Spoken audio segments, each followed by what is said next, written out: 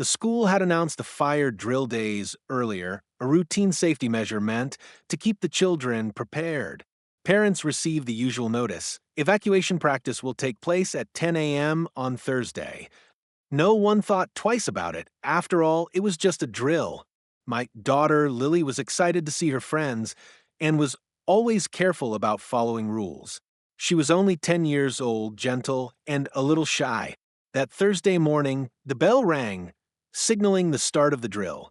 Teachers ushered students into neat lines, leading them toward the playground. The air was filled with chatter and the occasional giggle, the sort of atmosphere where danger felt a million miles away.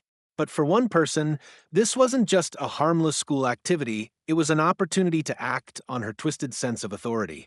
Karen, our HOA president, lived across the street from the school. Everyone knew she was controlling, but no one believed she was capable of violence. She had often complained about lazy kids and parents who don't raise them to be quick and obedient. That morning, she stood outside her house, watching the children shuffle toward the safety zone. Her eyes narrowed on Lily, who was walking at the back of the line. Lily had a mild limp from a sports injury, and while she could keep up most of the time, she was just a few steps slower than the rest. Karen's face twisted into disgust. She muttered something about people who slow everyone else down. Then, in an unthinkable moment, she went inside, grabbed her handgun, and stepped back out. Parents and teachers were still focused on the drill, unaware of the danger brewing. Without warning, a deafening bang shattered the air. Lily screamed and collapsed, clutching her leg as blood poured through her fingers. Chaos erupted. Children screamed, teachers shouted, and parents began rushing toward the scene. For a moment, no one could process what had just happened. Karen stood there, the smoking gun still in her hands, yelling, "She should have moved faster. She's a danger to the rest." Her voice was sharp, filled with a disturbing mix of self-righteousness and delusion. The world slowed around me as I realized this wasn't an accident. Someone had intentionally shot my child during a school fire drill. Time froze the moment I saw Lily fall. Her tiny frame crumpled on the asphalt, her hands pressed desperately against her leg, her mouth open in a silent scream before the pain hit her full force. Then came the wail, raw, piercing, and unforgettable. Teachers dropped their clipboards, rushing toward her, while children scattered, crying in terror. I bolted forward, my heart pounding so hard it drowned out the noise around me. My mind kept repeating the same words. This isn't real. This can't be real. But it was. The metallic smell of blood filled the air. Lily's jeans were soaked, and the red spread faster than I could comprehend. Karen still stood there, her arm relaxed now, the gun dangling at her side like she'd just swatted a fly. "I warned you people," she spat, her voice loud enough for the stunned crowd to hear. If these drills were real, she'd be dead anyway. Gasps rippled through the group. Someone shouted, "Call 911." Another parent tackled their phone, trembling as they gave the address. Meanwhile, a teacher knelt beside Lily, pressing her hands over the wound, her own face pale and horrified. I reached them, dropping to my knees. "It's okay, baby, I'm here," I whispered, though nothing was okay. Lily's face was ghostly white, tears streaking her cheeks. "It hurts, Mommy, why?" she sobbed. My chest tightened so hard I could barely breathe. Sirens wailed in the distance, police and paramedics racing toward us. Parents began ushering their children away, shielding them from the sight of my injured daughter. Some tried to pull Karen back, but she resisted, still spewing venom about discipline and survival of the fittest. When the police arrived, they ordered her to drop the gun. Karen refused at first, ranting about her rights, until an officer stepped in with his own weapon drawn. Finally, she placed the gun on the ground, glaring like she was the victim in all this. As paramedics lifted Lily onto a stretcher, I followed, holding her hand. "Stay with me, baby. Don't close your eyes," I pleaded. She whimpered, her small fingers tightening around mine. I turned once to look back and saw Karen smirking as if she had made a point the world needed to hear. That smirk burned into my mind, fueling a rage I never knew I had. The ambulance roared down the street, sirens blaring. I sat beside Lily, my hands gripping hers, so tightly my knuckles turned white. A paramedic pressed gauze hard against her wound while the other monitored her vitals. She's losing blood fast, one muttered. My stomach churned. Every bump in the road made Lily flinch. She tried to be brave, biting her lip, but the pain kept breaking through in soft whimpers. It's okay, sweetheart, I whispered, though fear clawed at me. I had no idea if she'd keep her leg or her life. The moment we burst through the ER doors, doctors swarmed us. They wheeled her into surgery while a nurse guided me to the waiting area. I collapsed into a chair, my mind replaying the gunshot over and over. Around me, people whispered, stared, and scrolled their phones. But I could only think of my little girl lying on an operating table. Hours crawled by. Every time the doors swung open, my head snapped up, hoping for news. Finally, a surgeon approached, still in scrubs, his face unreadable. She's stable for now, he said, and I nearly sobbed with relief. The bullet shattered part of her femur. We removed the fragments, but she'll need extensive therapy, and she may walk with a limp for the rest of her life. His words stabbed into me like ice. My child's life was forever changed because of one woman's twisted sense of authority. When I stepped into her room, Lily was pale, but awake. Mommy, she whispered. I brushed her hair back, smiling through tears. I'm right here, baby. She looked down at her heavily bandaged leg and frowned. Is it going to be okay? I swallowed hard. Yes, sweetheart. You're the bravest girl I know. But as I sat there holding her hand, my mind shifted from fear to fury. Karen had to pay, not just for Lily, but for every child she thought she could control. I made a silent promise right there in that hospital room. I would not stop until she faced the full weight of justice. The next morning, I woke up in Lily's hospital room, stiff from sleeping in the chair. My phone buzzed with dozens of messages, neighbors, parents, even strangers from other states who had already heard about what Karen did. The story had exploded online overnight, sparking outrage. A local news crew camped outside the hospital. Reporters described Karen as the infamous HOA president with a history of bizarre complaints, like fining a man because his grass grew half an inch too long.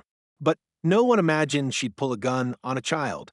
That afternoon, I left Lily with my sister and drove home. Police cruisers lined Karen Street. A crowd had gathered, some holding signs that read "Justice for Lily" and "Protect our kids." Karen stood on her porch in handcuffs, her face twisted in defiance. She shouted over the noise, claiming she was protecting the community and that I was milking the sympathy. One officer had to physically guide her down the steps because she refused to walk willingly.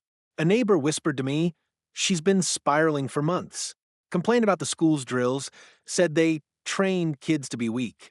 It made my skin crawl. When Karen was placed in the back of the squad car, the crowd erupted into cheers, but I didn't cheer. Watching her smirk at me through the window told me she wasn't sorry, not even close. Later that evening, the police chief called me personally. We're charging her with aggravated assault with a deadly weapon, reckless endangerment, and attempted murder, he said. Hearing those words made my hands shake. But my relief was short-lived.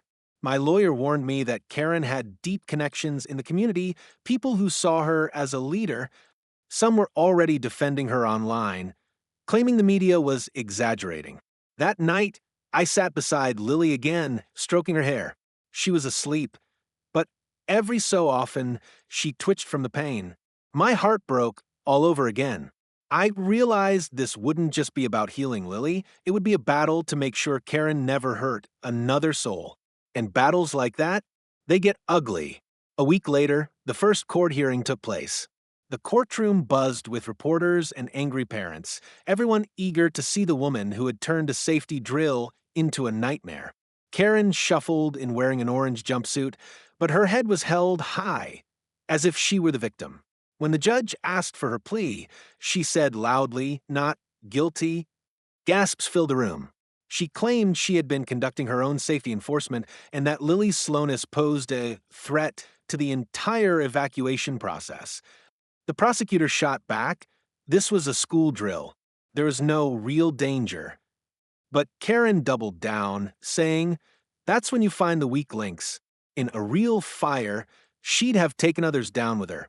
I did what had to be done. I gripped the edge of my seat so hard my nails dug into the wood. Every word she spoke was like a slap. My lawyer squeezed my arm, silently telling me to stay calm. The judge denied her bail, citing her lack of remorse and the seriousness of her actions. But Karen's smirk never left. As guards led her away, she locked eyes with me and mouthed, "You'll see." That night, online forums exploded. Some people called her a monster, others bizarrely called her a hero for tough love. The divide in public opinion was unsettling. I knew one thing for sure: Karen was going to fight dirty, and if I wanted to protect Lily, I'd have to be ready for anything. Just when I thought things couldn't get worse, the threats started. Anonymous letters showed up at my door. Drop the charges or face the consequences. My car tires were slashed. One night, I woke to pounding on my door and someone yelling, "Leave Karen alone," before speeding away. The police increased patrols around my house, but fear became my constant shadow. I moved Lily to my parents' home in another city, terrified for her safety. Karen's supporters called me a liar, claiming Lily's injury was staged. They flooded my social media with hate, accusing me of ruining an innocent woman's life. But I refused to back down. I began documenting everything, every threat, every vandalized property, every harassing call.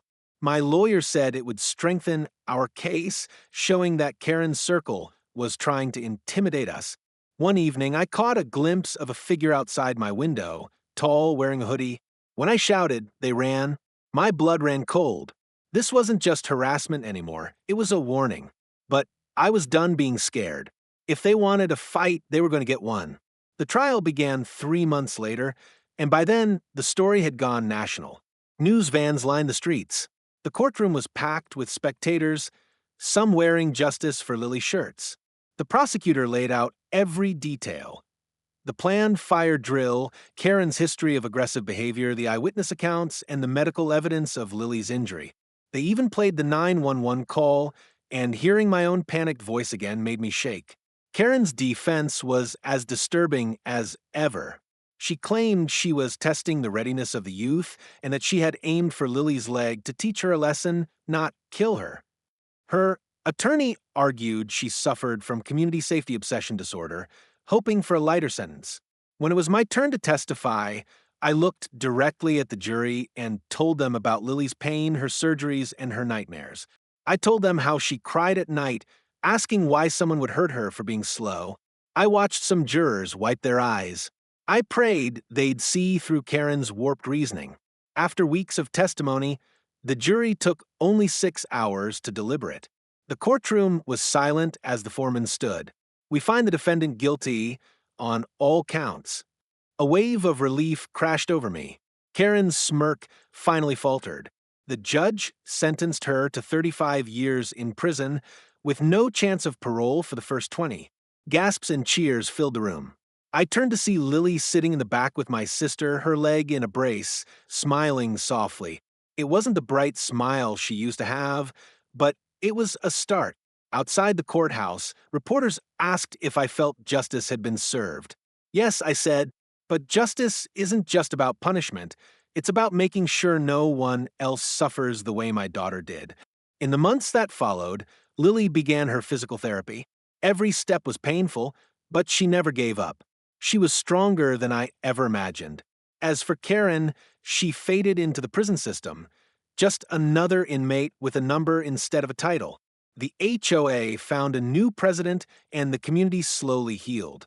But every fire drill from that day forward carried a silent reminder. The true danger hadn't been the alarm. It had been the person who thought they had the right to decide who deserved to survive.